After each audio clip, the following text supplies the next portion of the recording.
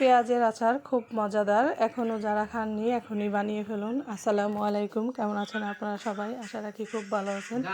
আমি আল্লাহর রহমতে মোটামুটি ভালোই আছি।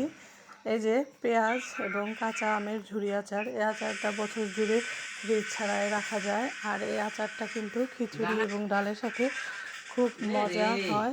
আপনারা এখনও যারা খাননি আমার ভিডিওটি দেখে এখনই বানিয়ে ফেলুন। এখানে আমি 1 কেজি পেঁয়াজ নিয়েছি, 3টা কাঁচা আম নিয়েছি ছোট সাইজের।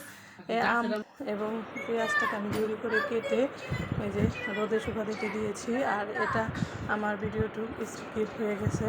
এখানে আমি হালকা লবণ দিয়ে এটাকে 2 দিন রোদ্রে দিয়েছি। রোদে দেওয়ার পরে দেখেন আমার আচারটা কত সুন্দর কালার এবং মচমচে হয়ে গেছে। ইচ্ছা করলে এই আচারটাকেও তেলে ডুবিয়ে রাখতে পারে, তবে আমি আর একটু স্বাদ বাড়ানোর জন্য এখানে 2 কাপ সরিষা তেল দিয়ে দিয়েছি, একটু রসুন ফোড়ানি দিয়ে দিয়েছি, দিয়ে এখানে একটু আদা বাটা, একটু সরিষা বাটা আর হালকা হলুদ মরিচের গুঁড়ো দিয়ে মশলাটাকে ভালো করে কষিয়ে নিয়েছি। কষানো হয়ে গেলে আমি আচারগুলোকে একটু নেড়ে চেড়ে নেব। নেড়ে চেড়ে নিলে আচারটা দীর্ঘদিন ভালো থাকবে আর খেতেও অসম্ভব মজাই হবে।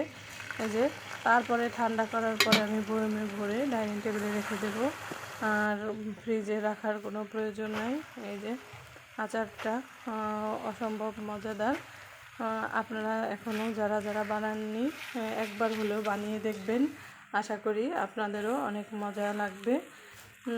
আমার ভিডিওর ভুলগুলো ধরিয়ে দেবেন আর আমার পাশে থাকবেন, বেশি বেশি কমেন্ট করবেন। আমার আগের বন্ধুরা আমাকে অবশ্যই ভুলে গেছেন, আপনারা প্লিজ আমার পাশে থাকেন। আমার ভিডিও যদি আপনাদের ভালো লাগে লাইক কমেন্ট শেয়ার করবেন, আর বেশি ভালো লেগে গেলে সাবস্ক্রাইব করে আমার পাশে থাকবেন। আবারও নতুন কোনো ভিডিও নিয়ে আপনাদের মাঝে হাজির হব। ততক্ষণ আপনারা ভালো থাকবেন, খুব ভালো আমার জন্য দোয়া করবেন।